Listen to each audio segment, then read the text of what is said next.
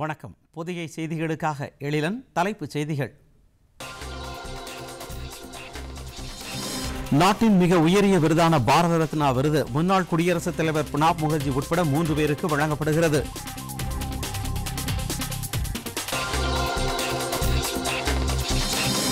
இந்த ஆண்டு 17வது மக்களவைத் தேர்தலில் வாக்களிக்க வேண்டியது மாபெரும் பொறுப்பு நாட்டு மக்களுக்கு உள்ளது. குடியரசுத் தலைவர் ராம்நாத் கோவிந்த் குடியரசு தின உரை.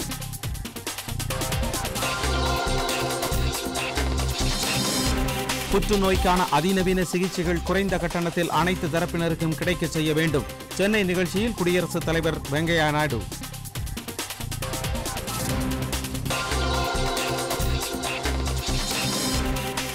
ஆராய்ச்சி மாணவர்களுக்கான உதவித்தொகையை உயர்த்துவது குறித்து நிதி அமைச்சகத்துடன் ஆலோசனை. மத்திய அறிவியல் மற்றும் தொழில்நுட்பத்துறை அமைச்சர் ஹர்ஷ்வர்தன்.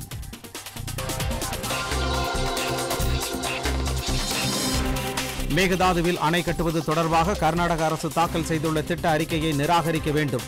பிரதமர் நரேந்திர மோடிக்கு தமிழக முதலமைச்சர் எடப்பாடி பழனிசாமி கடிதம்.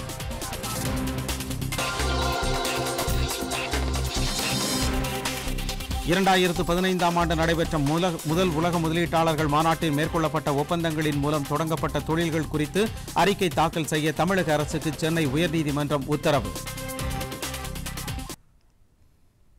விரிவான செய்திகள். நாட்டின் மிக உயரிய விருதான பாரத ரத்னா விருது முன்னாள் குடியரசுத் தலைவர் பிரணாப் முகர்ஜிக்கு வழங்கப்படும் என அறிவிக்கப்பட்டுள்ளது. பல்வேறு துறைகளில் சிறப்பாக பணியாற்றியவர்களுக்கு மத்திய அரசு பாரத் ரத்னா, பத்ம விபூஷன், பத்மபூஷன், பத்மஸ்ரீ போன்ற விருதுகளை வழங்கி கௌரவித்து வருகிறது. அதன்படி இந்த ஆண்டு பாரத் ரத்னா விருது 3 பேருக்கு வழங்கப்படும் என குடியரசுத் தலைவர் மாளிகை செய்திக்குறிப்பு தெரிவிக்கிறது.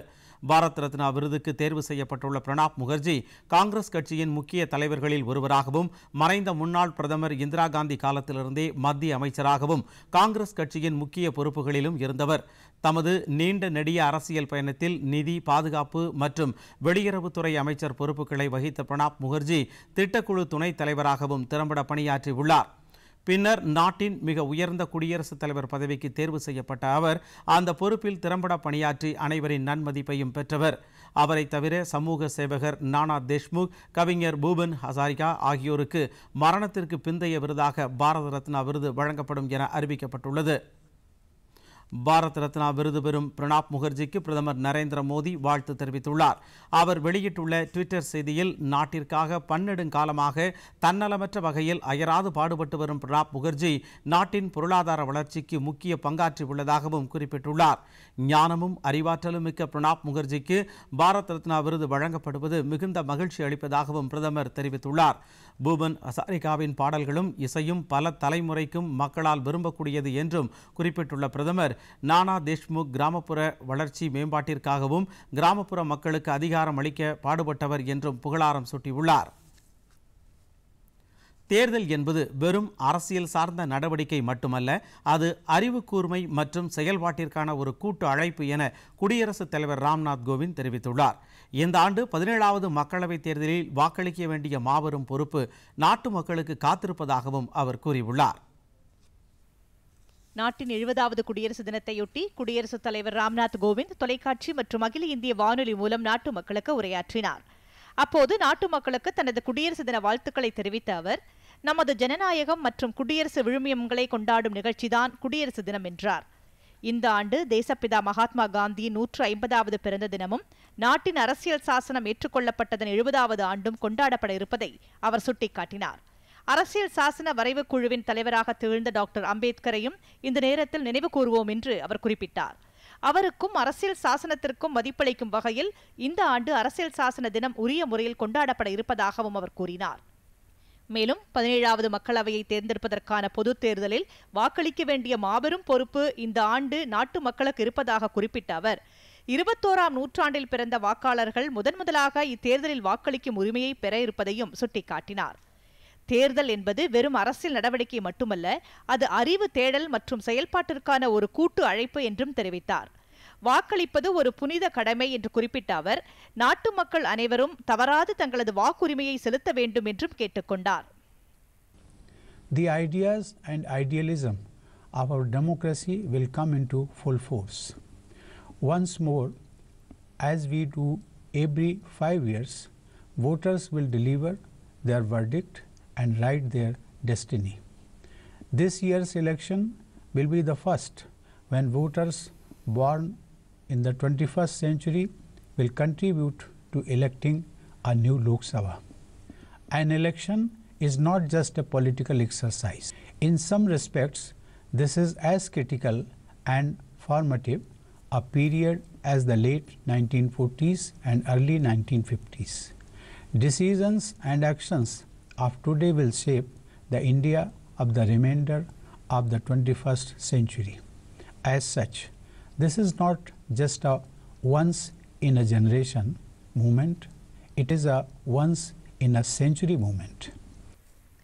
நாட்டு மக்களின் விருப்பங்களை பூர்த்தி செய்யவும் வளர்ச்சியடைந்த புதிய இந்தியாவை நிர்மாணிப்பதற்கான நமது பயணத்தில் ஒரு மைல்கல்தான் தேர்தல் என்றும் ராம்நாத் கோவிந்த் குறிப்பிட்டார். அனைவருக்கும் சமமான ஆரோக்கிய வாழ்வை பெற்றுத்தரும் திட்டத்தில் அடியெடுத்து வைத்திருப்பதாக குறிப்பிட்ட அவர், மருந்துகளையும் மருத்துவ உபகரணங்களையும் குறைந்த செலவில் கிடைக்கச் செய்வதே இத்திட்டத்தின் நோக்கம் என்றார். நவீன தொழில்நுட்பம் காரணமாக நமது விவசாயிகளும் இராணுவ வீரர்களும் புத்துணர்ச்சி பெற்றுள்ளதாகவும் அவர் குறிப்பிட்டார். துறைமுகங்கள், உள்நாட்டு நீர்வழி போக்குவரத்து, மேம்படுத்தப்பட்ட ரயில்வே மற்றும் மெட்ரோ ரயில் சேவைகள், குறைந்த செலவில் விமான பயணம், குறைந்த கட்டணத்தில் செல்போன்கள் கிடைக்க செய்வதோடு இணையதள இணைப்பின் மூலம் நாட்டின் ஒற்றுமை உறுதிப்படுத்தப்பட்டுள்ளதாகவும் அவர் தெரிவித்தார்.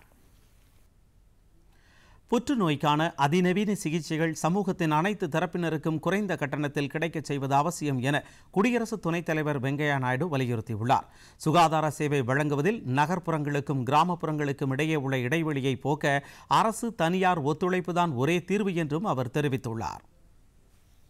தென்கிழக்கு ஆசியாவிலேயே முதன்முறையாக அப்பல்லோ மருத்துவ குழுமத்தின் சார்பில் சென்னை பெருங்குடியில் அமைக்கப்பட்டுள்ள புற்றுநோய்க்கான புரோட்டான் சிகிச்சை மையத்தை குடியரசு துணைத் தலைவர் வெங்கையா நாயுடு திறந்து வைத்தார்.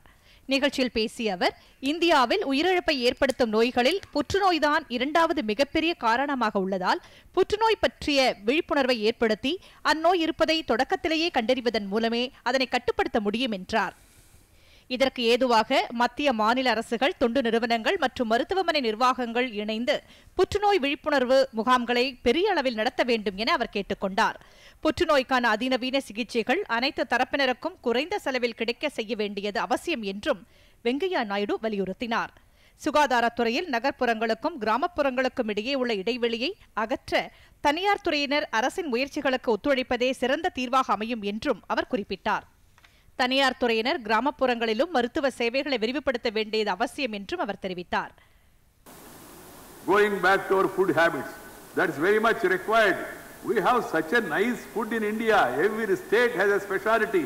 You are in Tamil Nadu, your idli, your sambar, your vada, your pongal, your idiyappam, your appam has no competition anywhere in the world. No other country can provide such variety of good staple food. You have all varieties, even in non-vegetarian. You have Chettinadu chicken, which has no parallel anywhere. You have more Colombo. You have all other varieties, worth Colombo. You have all sorts of curries that are available. Then why do you run off this?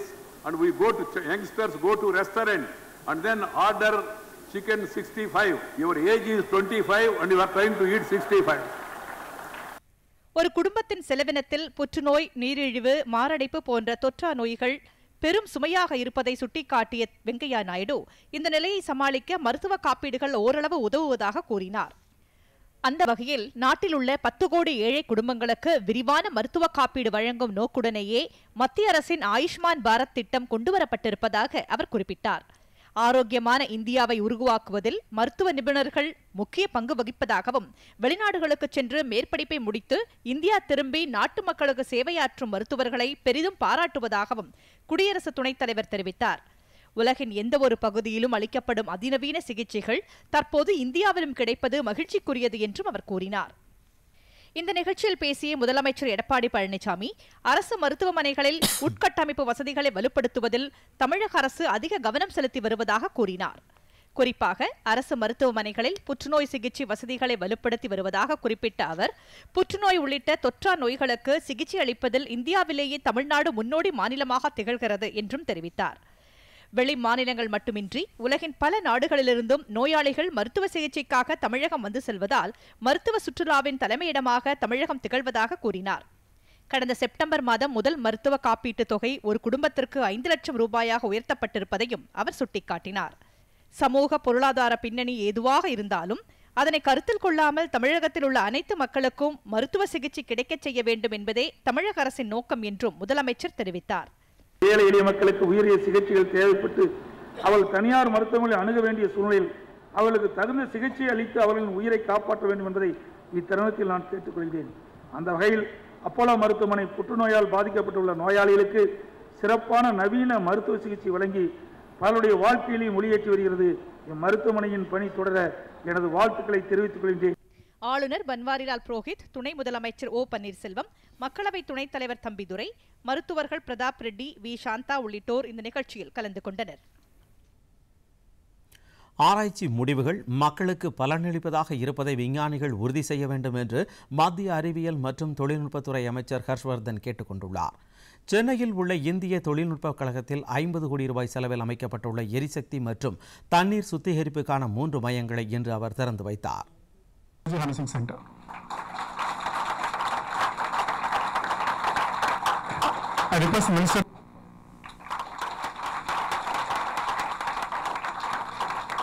நிகழ்ச்சியில் பேசிய மத்திய அமைச்சர் அறிவியல் சமூக பொறுப்புணர்வை உருவாக்க வேண்டியது அவசியம் என்றார்.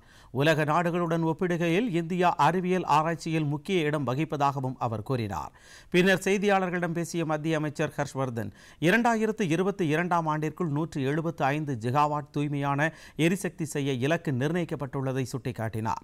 ஏற்கனவே 100 ஜிகாவாட் அளவிற்கு சூரிய சக்தி மின்சாரம் உற்பத்தி செய்யப்படுவதாக அவர் கூறினார். 2030ஆம் ஆண்டிற்குள் நாட்டின் மொத்த மின் தேவையில் 40% தூய்மையான எரிசக்தி மூலம் பூர்த்தி செய்ய இலக்கு நிர்ணயிக்கப்பட்டுள்ளதாகவும் இதில் தற்பொழுது 34% அளவுக்கு தூய்மையான மின்சாரம் உற்பத்தி செய்யப்படுவதாகவும் தெரிவித்தார். தனிநபர்கள் சிறிய அளவில் மேற்கொள்ளும் செயல்பாடுகள் சமுதாயத்திற்கும் சுற்றுச்சூழலுக்கும் பெருமளவு பலனளிக்கும் என்றும் தெரிவித்தார். தமிழகத்தில் பிளாஸ்டிக் பொருட்களுக்கு தடை விதித்திருப்பது பாராட்டத்தக்கது என்று குறிப்பிட்ட மத்திய அமைச்சர் கழிவு மேலாண்மை கொள்கையை தேவைக்கேற்ப மாற்றியமைக்க மத்திய அரசு தயாராக இருப்பதாகவும் தெரிவித்தார். ஆராய்ச்சி மாணவர்களுக்கான உதவித்தொகையை உயர்த்துவது குறித்து நிதி அமைச்சகத்துடன் ஆலோசித்து வருவதாக ஹர்ஷ்வர்தன் குறிப்பிட்டார். பொருளாதாரத்தில் பின்தங்கிய பொது பிரிவினருக்கு 10% இடஒதுக்கீடு வழங்கும் திட்டத்திற்கு இடைக்கால தடை விதிக்க உச்சநீதிமன்றம் மறுத்துள்ளது. இது தொடர்பாக 3 வாரங்களில் பதிலளிக்க மத்திய அரசுக்கு நீதிபதிகள் உத்தரவிட்டுள்ளனர். கல்வி மற்றும் வேலைவாய்ப்பில் பொருளாதாரத்தில் பின்தங்கிய பொது பிரிவினருக்கு 10% இடஒதுக்கீடு வழங்கும் சட்ட திருத்தத்திற்கு நாடாளுமன்றம் ஒப்புதல் வழங்கியது. குடியரசுத் தலைவரும் இந்த சட்ட திருத்தத்தில் கையெழுத்திட்டார். இதனையடுத்து இந்த சட்டத்திற்கு எதிராக சமத்துவத்திற்கான இளைஞர்கள் என்ற தன்னார்வ அமைப்பு உள்ளிட்டவை சார்பில் உச்சநீதிமன்றத்தில் மனு தாக்கல் செய்யப்பட்டது. இது தலைமை நீதிபதி ரஞ்சன் கோகாய், நீதிபதி சஞ்சீவ் கண்ணா ஆகியோர் அடங்கிய அமர்வில் இன்று விசாரணைக்கு வந்தது. அப்பொழுது மனுதாரர் சார்பில் ஆஜரான வழக்கறிஞர் இடஒதுக்கீட்டிற்கு பொருளாதார அடிப்படையை மட்டுமே கணக்கில் கொள்ளக்கூடாது என்று கேட்டுக்கொண்டார். எனவே மத்திய அரசின் சட்டத்திற்கு தடை விதிக்க வேண்டும் என்ற கோரிக்கை விடுத்தார். மத்திய அரசின் சார்பில் ஆஜரான வழக்கறிஞர் துஷார் மேத்தா இந்த மனுக்கள் விசாரணைக்கு ஏற்றதில்லை என்றும் மத்திய அரசின் முடிவுக்கு தடை விதிக்க கூடாது என்று வலியுறுத்தினார். இதையடுத்து மனு குறித்து ஆய்வு செய்யப்படும் என்று தெரிவித்த நீதிபதிகள் 3 வாரங்களில் பதிலளிக்குமாறு மத்திய அரசுக்கு உத்தரவிட்டனர். எனினும் இடஒதுக்கீடு சட்டத்திற்கு இடைக்கால தடை விதிக்க நீதிபதிகள் மறுத்துவிட்டனர். காவிரியின் குறுக்கே மேகதாதுவில் அணை கட்டுவது தொடர்பாக கர்நாடக அரசு தாக்கல் செய்துள்ள விரிவான திட்ட அறிக்கையை நிராகரிக்க வேண்டும் என பிரதமர் நரேந்திர மோடியை தமிழக முதலமைச்சர் எடப்பாடி பழனிசாமி வலியுறுத்தியுள்ளார். இது தொடர்பாக பிரதமருக்கு இன்று அவர் எழுதியுள்ள கடிதத்தில் ஏற்கனவே இந்த விவகாரம் தொடர்பாக கடந்த ஆண்டு 2 முறை மத்திய அரசுக்கு கடிதம் எழுதியுள்ளதை நினைவு கூர்ந்துள்ளார். கர்நாடகாவில் மேகதாதுவில் அணை கட்டுவது தொடர்பாக விரிவான திட்ட அறிக்கையை மாநில அரசு மத்திய நீர்வளத்துறையிடம் தாக்கல் செய்துள்ளது. இதுகுறித்து தமிழகம் மற்றும் கேரள அரசுகளின் கருத்துக்களை நீர்வளத்துறை அமைச்சகம் கோரியுள்ளது. இதற்கு ஆட்சேபனை தெரிவித்துள்ள தமிழக முதலமைச்சர் ஏற்கனவே உச்சநீதிமன்றத்தில் மேகதாது திட்டத்தை எதிர்த்து தமிழக அரசு வழக்கு தொடர்ந்துள்ளதாகவும் முதலமைச்சர் தனது கடிதத்தில் குறிப்பிட்டுள்ளார். கர்நாடக அரசின் இந்த நடவடிக்கை காவிரி விவகாரத்தில் உச்சநீதிமன்றம் வழங்கிய இறுதி தீர்ப்புக்கு எதிரானது என்று உடனடியாக அம்மாநில அரசின் அறிக்கையை நீர்வளத்துறை அமைச்சகம் திருப்பி அனுப்ப வேண்டும் என்றும் முதலமைச்சர் பிரதமரை கேட்டுக் கொண்டுள்ளார்.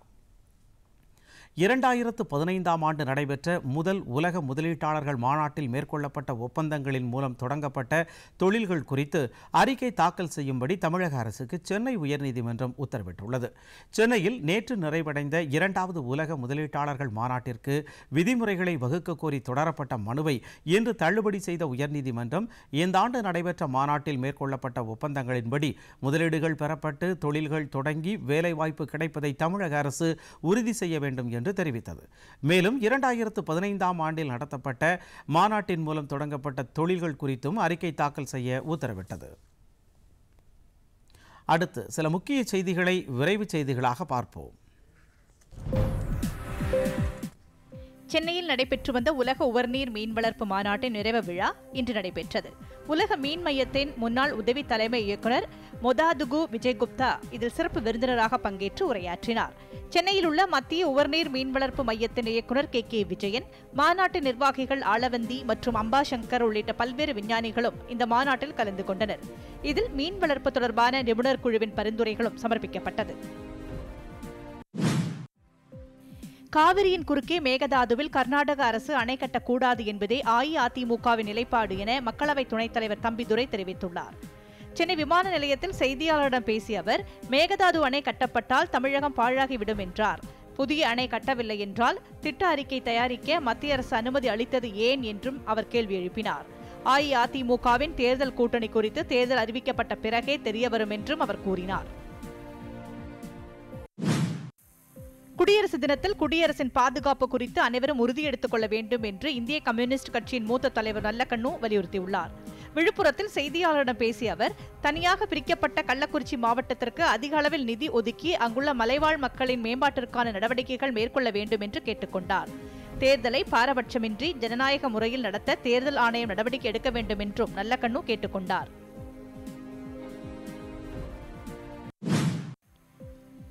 வேலூர் மாவட்டத்தில் தக்கோலம் அரக்கோணம் இடையே அமைக்கப்பட்டுள்ள புதிய மின்மயமாக்கப்பட்ட ரயில் பாதையில் விரைவில் ரயில் இயக்கப்படும் என்று சென்னை கோட்ட ரயில்வே மேலாளர் நவீன் குலாத்தி தெரிவித்துள்ளார்.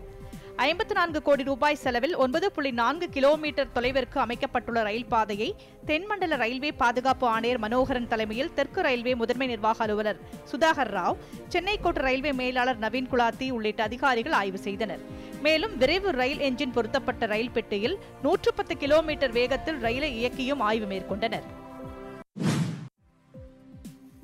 தேசிய வாக்காளர் தினத்தை முன்னிட்டு ராமநாதபுரத்தில் மாணவ மாணவிகள் விழிப்புணர்வு பேரணி நடத்தினர்.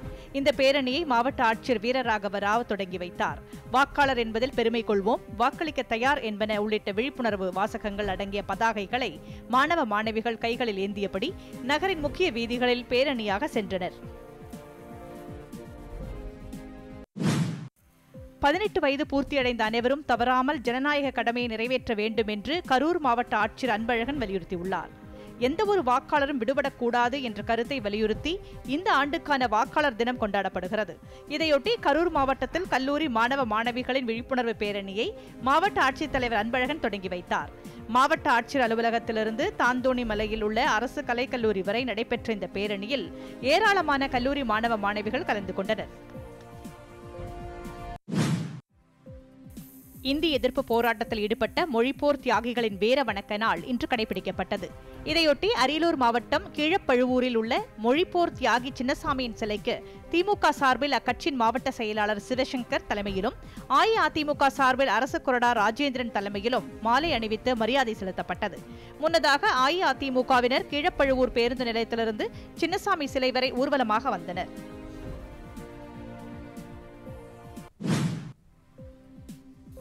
உதகையில் இயற்கை வேளாண் சாகுபடி குறித்த பயிலரங்கை தொடங்கி வைத்து பேசிய அவர், இயற்கை வேளாண் மாவட்டமாக மாற்றுவதற்காக விவசாயிகளை உறுப்பினர்களாக கொண்ட இயற்கை வேளாண் சங்கம் தொடங்கப்பட்டிருப்பதாக கூறினார்.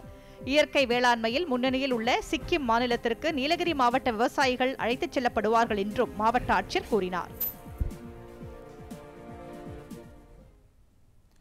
திருவையாற்றில் நடைபெற்ற தியாகராஜரின் 172வது ஆராதனை விழாவில் கர்நாடக இசைக்கலைஞர்கள் தியாகராஜர் இயற்றிய பஞ்சரத்ன கீர்த்தனைகளை பாடி அவருக்கு அஞ்சலி செலுத்தினர்.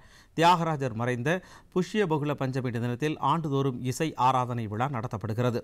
கடந்த 21ஆம் தேதி தொடங்கிய ஆராதனை விழா 5 நாட்களாக நடைபெற்றது. இன்று காலை 500க்கும் மேற்பட்ட கர்நாடக இசைக்கலைஞர்கள் பஞ்சரத்ன கீர்த்தனைகளை பாடி காவிரி ஆற்றங்கரையில் தியாகராஜருக்கு அஞ்சலி செலுத்தினர்.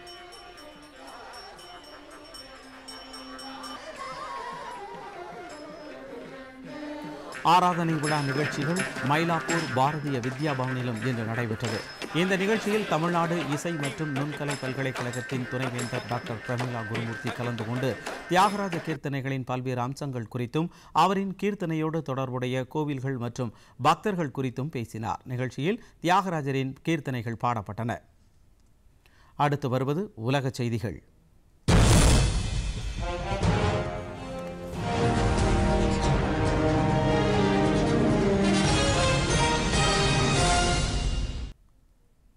இந்தியா நேபாளம் இடையேயான நட்புறவை வலுப்படுத்தி மேம்படுத்த வேண்டியது அவசியம் என நேபாள தலைவர்கள் தெரிவித்துள்ளனர். இந்திய குடியரசு தினத்தை ஒட்டி காத்மாண்டுவில் செய்தியாளர்களிடம் பேசிய நேபாள காங்கிரஸ் தலைவரும் அந்நாட்டின் முன்னாள் நிதியமைச்சருமான ராம்சரண் மகத் இருதரப்பு நட்புறவு நேபாளத்தின் பொருளாதார வளமைக்கு வழிவகுப்பதாக அமைய வேண்டும் என்றார். இந்தியாவுடனான வர்த்தக பற்றாக்குறையை ஈடுகட்ட இந்தியாவுக்கான ஏற்றுமதியை நேபாளம் அதிகரிக்க வேண்டும் என்றும் தெரிவித்தார். காலனி ஆதிக்கத்திலிருந்து சுதந்திரமடைந்திய இந்தியா போன்ற நாடுகளுக்கு குடியரசு தினம் என்பது மிக முக்கியமான நிகழ்ச்சி என்றும் ராம்சரண் மகத் தெரிவித்தார். நேபாள அமைச்சர் ரகுபீர் மகாசேத், முன்னாள் அமைச்சர் பிரகாஷ் சந்திர லோகானி, ராஷ்டிரிய ஜனதா கட்சி தலைவர் அனில் ஜா உள்ளிட்ட தலைவர்களும் நேபாளம் இந்தியா இடையிலான நட்புறவு முன் எப்போதும் இல்லாத வகையில் தற்போது மிகச் சிறப்பாக உள்ளது என தெரிவித்துள்ளனர். இந்தியா பிரான்ஸ் இடையே இருதரப்பு கடற்படை ஒத்துழைப்பை வலுப்படுத்தும் வகையில் எதிரி நாட்டு விமானம் எடுக்கும் திறன் பெற்ற பிரான்சின் கடற்படை கப்பல் மும்பைக்கு வந்து சேர்ந்துள்ளது. இந்தியாவிற்கு கடந்த ஆண்டு மார்ச் மாதத்தில் பிரான்ஸ் அதிபர் இமானுவேல் மேக்ரோன் பயணம் மேற்கொண்ட போது இரு நாடுகளுக்கும் இடையே பாதுகாப்பு ஒத்துழைப்புக்கான உடன்படிக்கை மேற்கொள்ளப்பட்டது. இந்த உடன்படிக்கை கடந்த சில வாரங்களுக்கு முன்பு செயல்பாட்டிற்கு வந்தது. இதனைத் தொடர்ந்து பிரான்சின் விமான எதிர்ப்பு திறன் பெற்ற போர்க்கப்பல்கள் மும்பைக்கு வந்து சேர்ந்துள்ளது. இருநாட்டு கூட்டு தொலைநோக்கு திட்டத்தின் கீழ் இந்திய பெருங்கடல் பகுதியில் இந்தியா மற்றும் பிரான்ஸ் இடையிலான ஒத்துழைப்பு மேம்பட்டுள்ளதையே இந்த கப்பல் வருகை வெளிப்படுத்துவதாக பிரான்ஸ் தூதரகம் தெரிவித்துள்ளது. தொடர்வது வணிகச் செய்திகள்.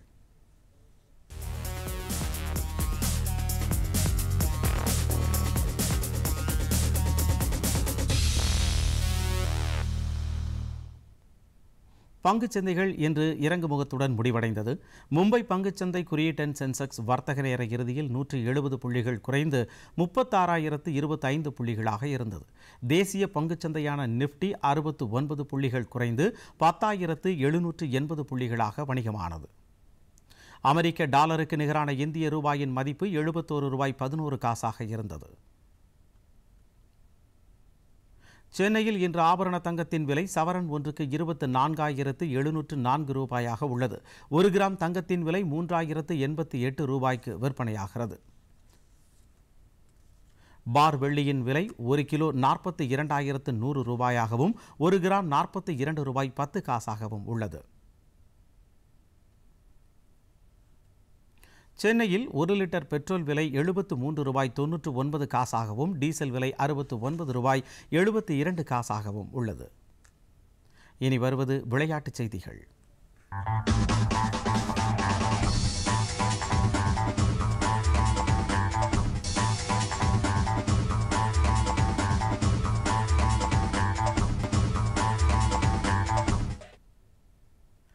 இந்தோனேஷிய பேட்மிண்டன் போட்டிகளில் இந்தியாவின் சாய்னா நேவால் அரையிறுதிக்கு முன்னேறியுள்ளார்.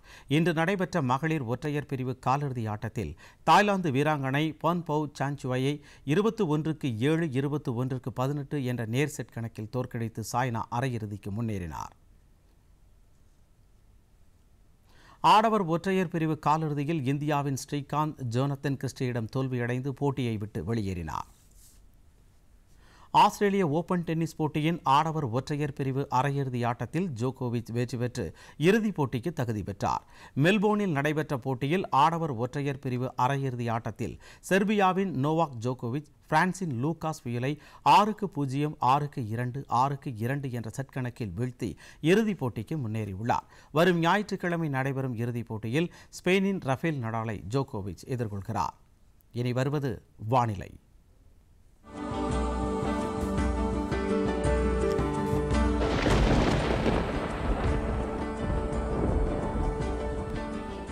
தமிழ்நாடு மற்றும் புதுச்சேரியில் இன்றும் நாளையும் பொதுவாக வறண்ட வானிலை காணப்படும். இன்று தமிழ்நாடு புதுச்சேரியில் ஆங்காங்கே லேசான மழை பெய்யக்கூடும் என்று சென்னை வானிலை ஆய்வு மையம் தெரிவித்திருந்தது. நீலகிரி, கோயம்புத்தூர் மாவட்டங்களில் அடுத்த 2 நாட்களுக்கு இரவு நேரங்களில் ஆங்காங்கே உறைபனி ஏற்படும் என்று வானிலை மையம் தெரிவிக்கிறது.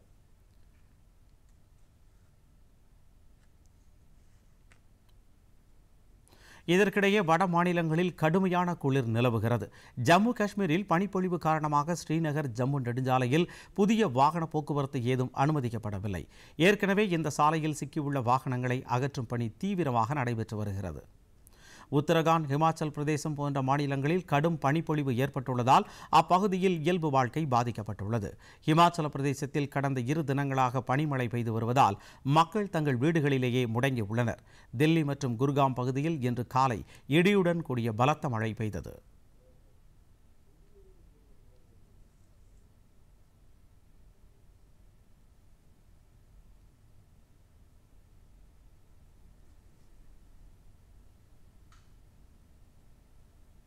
அடுத்து உலகின் பல்வேறு பகுதிகளில் நடைபெற்ற சில நிகழ்வுகளின் தொகுப்பை காணலாம். சிங்கப்பூரில் அடுத்த மாதம் பன்றி ஆண்டு தொடங்க உள்ளதை அடுத்து அந்நாட்டில் பன்றி உள்ளிட்ட முக்கியத்துவம் வாய்ந்த விலங்குகளுக்கு பலவிதமான உணவுகள் வழங்கப்பட்டன. இந்த உணவு விருந்தில் பலவிதமான பன்றிகள் கலந்து கொண்டு சாகசங்களை நிகழ்த்தி காட்டின. பார்வையாளர்கள் அடுத்த மாதம் 5ஆம் தேதி தொடங்க உள்ள அந்நாட்டின் புத்தாண்டையொட்டிய இந்த நிகழ்ச்சியை கண்டுகளித்தனர். பொலிவியாவில் வருடாந்தர் அலாசிட்டாஸ் பண்டிகை கொண்டாடப்படுவதையொட்டி அந்நாட்டின் முக்கிய சந்தைகளில் பொதுமக்கள் ஏராளமானோர் கூடி தங்களுக்கு விருப்பமான பொருட்களை வாங்கிச் சென்றனர். சிறு வடிவிலான வீடுகள் முதல் வங்கி பணம் வரை பல்வேறு பொருட்களை வாங்கினால் தங்களுக்கு செல்வம் கிடைக்கும் என்ற நம்பிக்கையில் வருடந்தோறும் தங்களுடைய எண்ணத்திற்கு ஏற்றவாறு விதவிதமான பொருட்களை அந்நாட்டு மக்கள் வாங்கி வருகின்றனர். மீண்டும் தலைப்புச் செய்திகள். நாட்டின் மிக உயரிய விருதான பாரத ரத்னா விருது முன்னாள் குடியரசுத் தலைவர் பிரணாப் முகர்ஜி உட்பட 3 பேருக்கு வழங்கப்படுகிறது.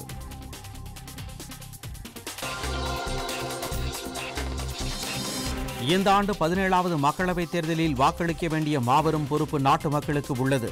குடியரசுத் தலைவர் ராம்நாத் கோவிந்த் குடியரசு தின உரை.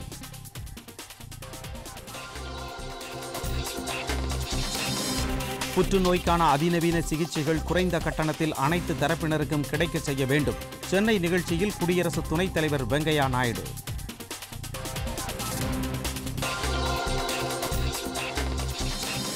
ஆராய்ச்சி மாணவர்களுக்கான உதவித்தொகையை உயர்த்துவது குறித்து நிதி அமைச்சகத்துடன் ஆலோசனை. மத்திய அறிவியல் மற்றும் தொழில்நுட்பத்துறை அமைச்சர் ஹர்ஷ்வர்தன்.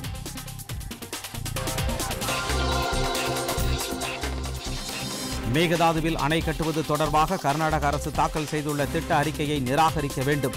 பிரதமர் நரேந்திர மோடிக்கு தமிழக முதலமைச்சர் எடப்பாடி பழனிசாமி கடிதம்.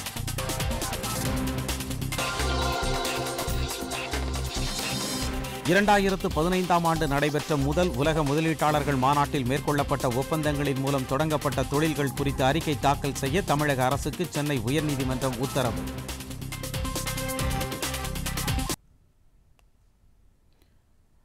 பொதிகை செய்திகளை யூடியூபில் தமிழ் நியூஸ் தூர்தர்ஷன் என்ற சேனலிலும், ட்விட்டரில் Tamil news Doordarshan @DD news Chennai என்ற பக்கத்திலும் காணலாம்.